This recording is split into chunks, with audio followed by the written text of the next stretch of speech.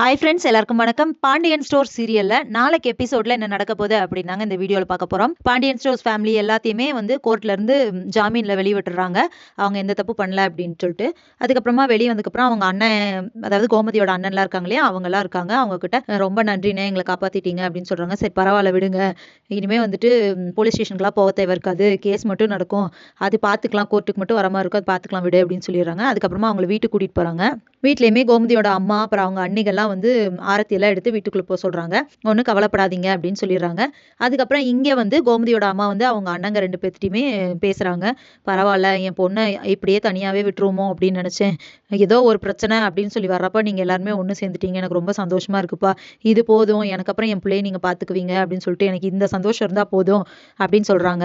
அப்ப அவங்க பசங்களுமே, நீ ஏன்மா இப்படி இது பண்ற, அது ஒன்றும் ஃபீல் பண்ணாத, 1000 தான் இருந்தாலும் அவ என்னதான் தப்பு பண்ணியிருந்தாலும் நம்ம தங்கச்சி இல்லையா, அவ இந்த மாதிரி தப்பெல்லாம் பண்ண மாட்டான்னு நமக்கே தெரியும், தெரிஞ்சிருந்தும் நம்ம வந்து அதுக்கு சப்போர்ட் பண்ணலனா எப்படி அப்படின்னு சொல்லிட்டு அவங்களும் பேசுறாங்க.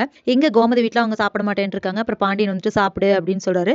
அப்பவுமே அவருமே இதே மாதிரி தான் ஒரு வார்த்தை சொல்றாரு. இவ்வளோ பிரச்சனைன்னு வந்தாலுமே என் பசங்களாம் வந்து ஒன்று சேர்ந்து இவ்வளோ தூரத்துக்கு ஃபேமிலிக்காக கஷ்டப்படுற, அதாவது கஷ்டத்தை தாங்கிக்கிறாங்க இல்லையா, அதுவே எனக்கு சந்தோஷம் தான், எல்லாருமே ஒன்றா இருந்ததே எனக்கு சந்தோஷம் தான் அப்படின்னு சொல்றாரு. அதுக்கப்புறமா எல்லாருமே சரி போய் படுங்க, எல்லாரும் நிம்மதியாக தூங்குங்கன்னு சொல்லிடுறாங்க. அடுத்த நாள் காலையில் ஆகுது.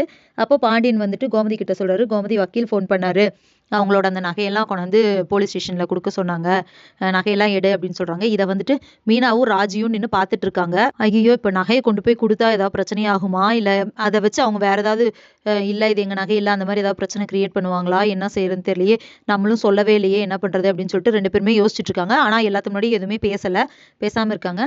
நீ வரியா கோமதி அப்படின்னு சொல்லிட்டு பாண்டியன் கேட்குறாரு. நானா அப்படின்னு சொல்லிட்டு கோமதி யோசிக்கிறாங்க. இல்லை கோமதி, அந்த இடத்துல வந்துட்டு நீயும் இருந்தீங்கன்னா கொஞ்சம் நல்லாயிருக்கும், உனக்கு தெரியும் இல்லையா, அதனால் நம்மளே கொடுத்துடலாம், நீயும் வா அப்படின்னு சொல்லி கூப்பிடுறாரு. சரிங்க அப்படின்னு சொல்லிட்டு கோமதியும் கிளம்புறாங்க. மீனாவும் ராஜியும் இந்த பிரச்சனை இதோட முடியுமா, இல்லை மறுபடியும் இதை வச்சு வேற எதுவும் பிரச்சனை பண்ண போகிறாங்களா, என்ன பண்ண போகிறாங்கன்னு தெரியலையே, நம்ம சொல்லாதது தப்பா, இல்லை இந்த விஷயம் தெரிஞ்சு நீங்கள் ஏன் சொல்லலைன்னு நம்மளை கேட்பாங்களோ அப்படின்னு சொல்லிட்டு எப்படி ரியாக்ட் பண்ணுறது என்ன பண்ணுறதுன்னு தெரியாமல் 2 பேரும் முடிச்சுட்டு இருக்காங்க. இதுக்கப்புறம் என்ன நடக்க போகுது, ஒருவேளை இப்போ இந்த சுச்சுவேஷனில் கூட சொல்லிடலாமா அப்படின்னு சொல்லிட்டு மீனா யோசிக்கிறாங்க. என்ன நடக்க போகுது அப்படிங்கிறத இனி வர வீடியோவில் தான் ஒன்றா பார்க்கலாம் ஃப்ரெண்ட்ஸ். அது வரைக்கும் வெயிட் பண்ணுங்க. நன்றி, வணக்கம்.